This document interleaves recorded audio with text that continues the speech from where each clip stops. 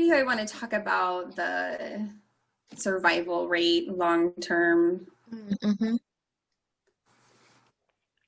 So survival rate of the virus or survival rate of the people? Yeah, like, the question I get is like my chance of getting Right. my I'm chance super healthy. My chance of, Oh, right. yeah. Oh, I went and for then that. also some people are I- like, oh, even if I get it, it's gonna be just mild symptoms, so I would just rather just do that than get the vaccine that I don't know anything about. Because you have to choose which unknown that you're more okay with. Correct. Right. And some people they're like, well, I already got it and I'm more or less okay, so I'll just stick with that. Yeah. No, I wonder that because I've been operating Yeah, in well time. that I think don't your antibodies only last for a certain period of time?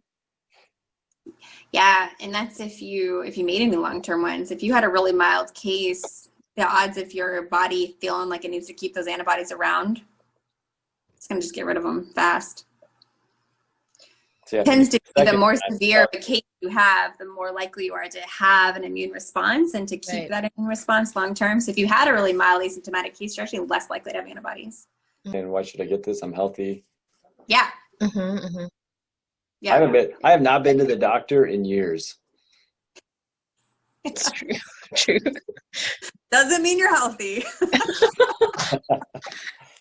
I've seen what you eat, Chaplain. That's true. It's questionable. The can be. No, that's a legit question. Yeah, no, this is legit. I think this is the one I get the most from people. I've been sick twice that since being I've been on our poll that we asked. Yeah, like, I'm a young, healthy person. If I get COVID, I'm going to be fine. Why would I go risk a vaccine?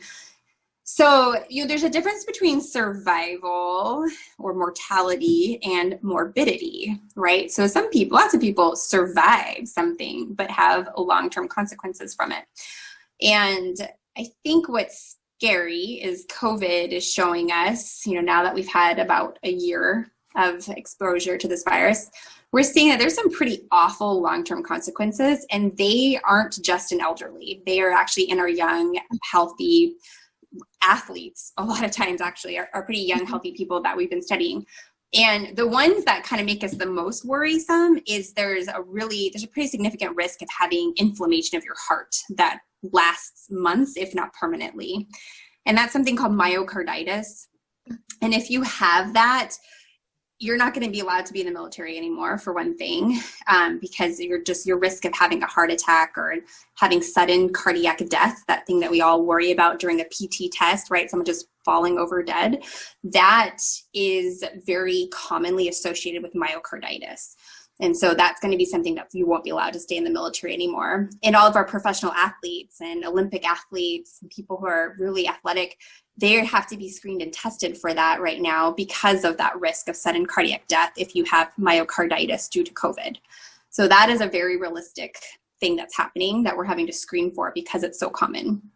The other things that we're seeing is increased risk of blood clots. So blood clots are what cause strokes, heart attacks, pulmonary embolisms, things where people just suddenly stop breathing, have a stroke and die. Those are terrifying things. And that is happening in our elderly population and in our young, healthy population that gets COVID. And that's deadly. That's incredibly risky or damaging to you long term. And then the other thing that seems small but if you have to live with it all of a sudden and you're going to really care, is complete loss of smell or taste. There's a good number of people that's permanent or months and months lasting.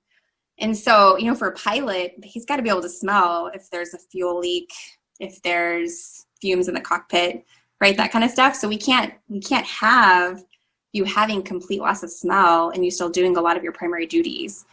And just imagine never being able to taste food again or smell things again. That's depressing. That's depressing. The vaccine does not do those things. Okay.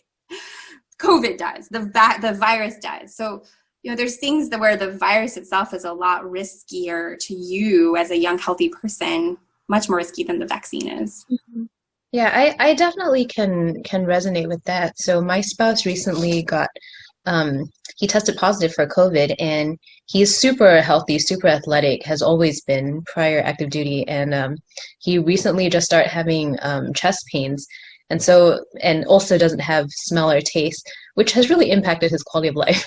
Um, but personally, as my spouse, like once he is eligible to get the vaccine, I would like him to get it as quickly as possible whenever he can. And so I definitely resonate with that. Yeah, I'd say that's another thing to recognize too. I know a lot of people are saying like, oh, but I had COVID, I don't need to get the vaccine. And to be honest, we don't know. We don't actually know how long you have that immunity. Most other coronaviruses that exist, that are like more like the common cold, they usually only give you like 90 days, so 3 months of immunity to them, and then you can get it again. And so we sort of suspect that this virus is like that, and we don't know how long the vaccine gives you immunity, but I think the research, everything's suggestive that hopefully it's at least a year, if not longer. And so, could it be like flu where you have to get every year? Maybe, but I think better than permanent loss of smell, taste. Mm-hmm. Yeah. Risking your elderly grandparents who will not do well with this virus. Oh, I had one other thing to talk about with this. I think nothing I'd heard is people are like, oh, but there's already a new strain. Is the vaccine going to even work? You guys heard that? I've heard that. Mm-hmm. Yeah. So that spike protein that your body's making from the vaccine, that is the only way that this thing can get into you. So the virus can get into you. So while the individual little pieces of that spike protein might change or alter a little bit, your body's making antibodies to the whole thing. So it's pretty likely that any major changes in that spike protein, the vaccine's still going to be effective. Mm-hmm. And if the coronavirus figures out how to infect your cell without the spike protein, it's no longer a coronavirus, essentially. Mm-hmm. That's how coronaviruses work. That's what the zombies come. Aliens.